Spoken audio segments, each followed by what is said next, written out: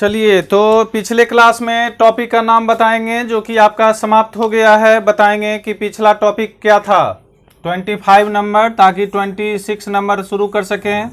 तो 25 number topic का क्या नाम था ये बताइए सबसे पहले। शून्य कोटि की अभिक्रिया, जीरो ऑर्डर रिएक्शन। शून्य कोटि की अभिक्रिया ये टॉपिक आपका समाप्त हो गया है। इसको कहते हैं अंग्रेजी में जीरो ऑर्डर रिएक्शन। इसको कहते हैं अंग्रेजी में जीरो ऑर्डर रिएक्शन और हिंदी में कहते हैं शून्य कोटि की अभिक्रिया। तो ये टॉपिक समाप्त हो गया। इस पर आज हम आपको एग्जाम्पल बताएंगे कि कौन कौन सा रिएक्शंस है जो कि शून्य कोटि की अभिक्रिया के अंतर्गत आता है। कौन कौन सा रिएक्शन है जो कि शून्य कोटि की अभिक्रिया के अंतर्गत आता है।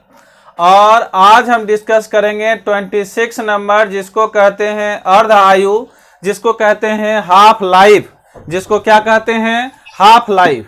तो इस लाइफ तो शून्य कोटि की अभिक्रिया के ही अंदर में अर्ध आयु की भी बात की जाती है। तो पहले इसको लिख लेंगे कि क्या सब इसमें कॉन्सेप्ट है, इसको लिखने का तरीका क्या है, इससे कैसे क्वेश्चन पूछा जाता है ये बाद में बताएंगे। लेकिन पहले अर्ध आयु के बारे में पहले लिख लें, उसको समझने की कोशिश करें और इस पर आपको ऑब्जेक्टिव तथा एनसीईआरटी का क्वेश्चंस बनवाएंगे।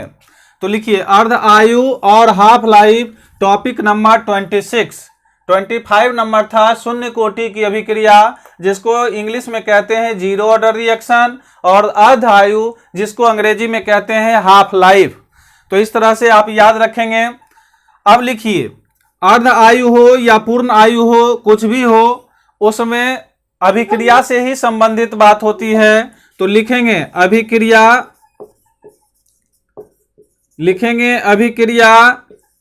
के ठीक आधा, अभिक्रिया के ठीक आधा कितना, तो अभिक्रिया कोई हो रही है और उसका ठीक आधा पूर्ण हो जाने में जितना समय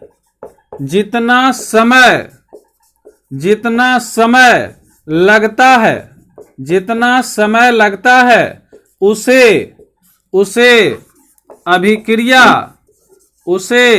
अभिक्रिया की अर्ध आयु जिसको बोलते हैं हाफ लाइफ कहते हैं। हाफ लाइफ कहते हैं। इसे टी हाफ से व्यक्त किया जाता है। ये है टॉपिक, अभिक्रिया के ठीक आधा पूर्ण हो जाने। बहुत आसान है याद करना, कल आपको कमेंट में भी लिखना और सुनाना भी आसान होगा। क्या, तो जैसे ही हम पूछेंगे कि क्लास के शुरुआत में कि अर्ध आयु क्या है, हाफ लाइफ क्या है, आपको बोलना है कि अभिक्रिया के ठीक आधा पूर्ण हो जाने में जितना समय लगता है वही अभिक्रिया की अर्ध आयु या हाफ लाइफ कहलाता है। इसे टी हाफ इस प्रकार से लिखेंगे, टी और यहां पर लिखेंगे हाफ, टी हाफ से व्यक्त किया जाता है। तो ये हो गया आपका अर्ध आयु। इस प्रकार से आप इंडिकेट करेंगे। तो सबसे पहले थ्योरी में क्या लिखना है ये पहले समझना है। तो आपको लिखना है, अगर अर्ध आयु के बारे में बोर्ड में पूछा जाए तो आपको बताना है कि अभिक्रिया के ठीक आधा पूर्ण हो जाने में जितना समय लगता है उसे अभिक्रिया की क्या कहलाती है, तो अर्ध आयु कहलाती है। क्या कहलाती है, अर्ध आयु कहलाती है। लिख लिए, ये बताइए।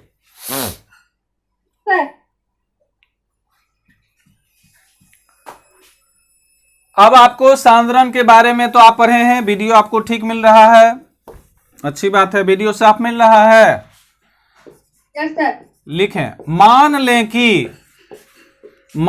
कि अभिकारक मान लें कि अभिकारक का प्रारंभिक सांद्रण, मान लें कि अभिकारक का प्रारंभिक सांद्रण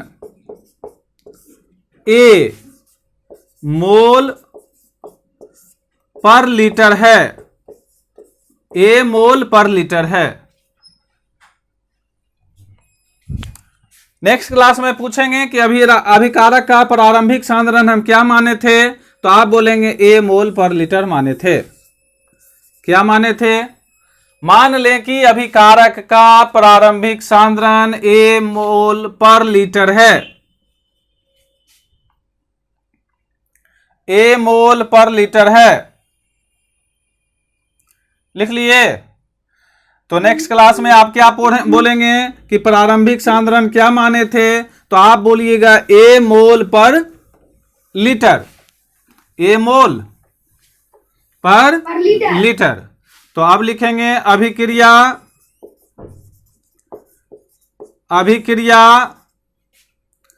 में अर्ध आयु, अभिक्रिया में अर्ध आयु में अभिकारक का सांद्रण,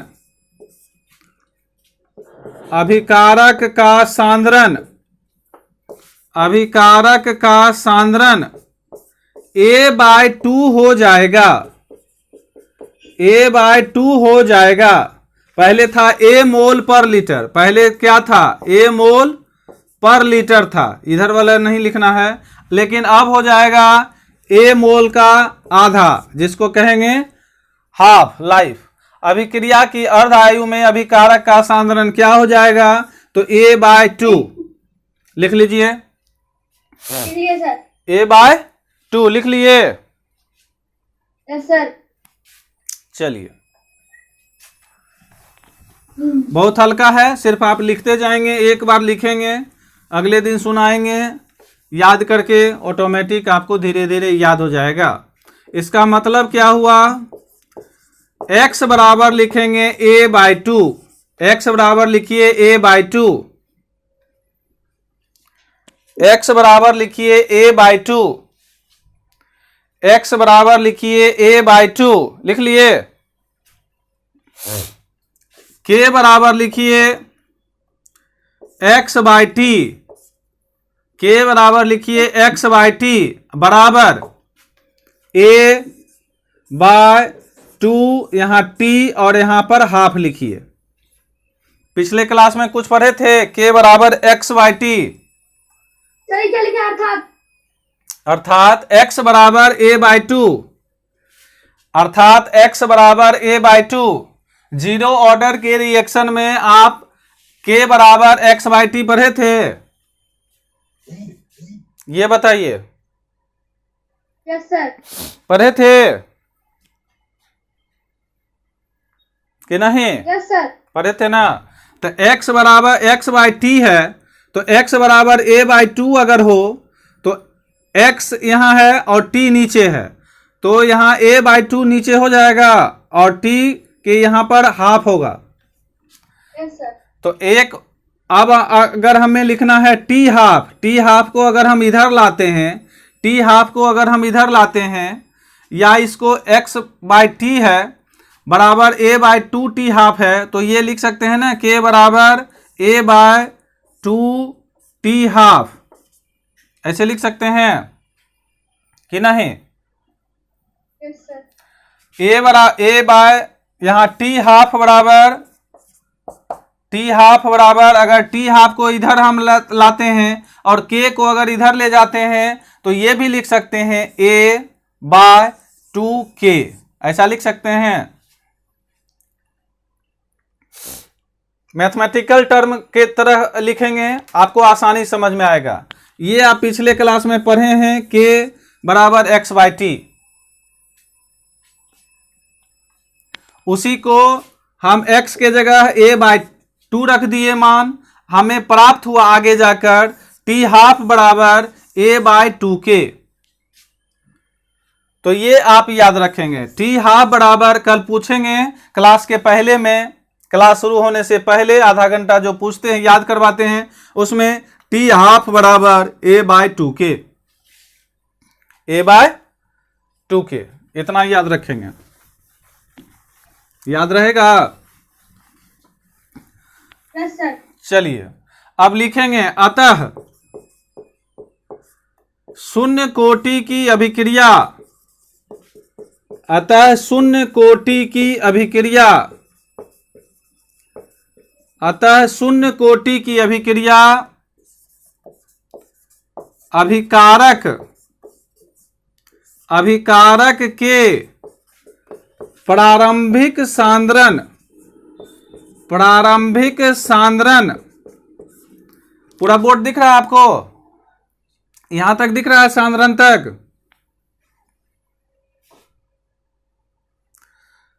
शून्य कोटि की अभिक्रिया अभिकारक के प्रारंभिक सांद्रण का सीधा अनुपाती, सीधा अनुपाती और वेग स्थिरांक, वेग स्थिरांक, वेग स्थिरांक का व्युत्क्रमानुपाती होता है, का व्युत्क्रमानुपाती होता है।